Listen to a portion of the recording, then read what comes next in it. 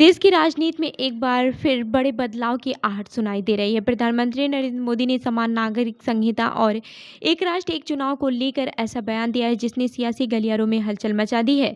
क्या ये दोनों बड़े फैसले जल्द हकीकत बनने वाले हैं? बता दें कि भारतीय जनता पार्टी के स्थापना दिवस के अवसर पर प्रधानमंत्री नरेंद्र मोदी ने देश के दो बड़े और चर्चित मुद्दों समान नागरिक संहिता और एक राष्ट्र एक चुनाव को लेकर अहम बयान दिया है। उन्होंने इन दोनों को बीजेपी के अधूरे एजेंडे बताते हुए कहा कि इन पर देश भर में गंभीर और सकारात्मक विचार विमर्श जारी है और पार्टी इन्हें आगे बढ़ाने के लिए प्रतिबद्ध है।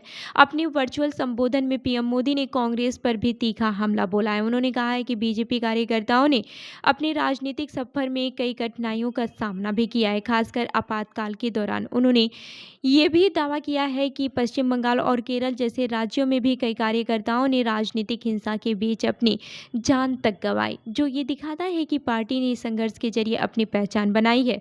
प्रधानमंत्री ने एक राष्ट्र एक चुनाव के विचार को देश के लिए जरूरी सुधार बताते हुए कहा कि इससे चुनावी प्रक्रिया अधिक प्रभावी और खर्च कम करने वाली बन सकती है। इस प्रस्ताव के तहत लोकसभा और सभी राज्यों की विधानसभा के चुनाव एक साथ कराने की योजना है, जिससे बार बार होने वाले चुनाव की समस्या कम होगी। वहीं समान नागरिक संहिता का जिक्र करते हुए उन्होंने कहा कि इसका उद्देश्य पूरे देश में विवाह, गोद लेने और अन्य व्यक्तिगत कानूनों के लिए एक समान व्यवस्था लागू करना है, ताकि सभी नागरिकों के लिए एक जैसा कानून हो सके।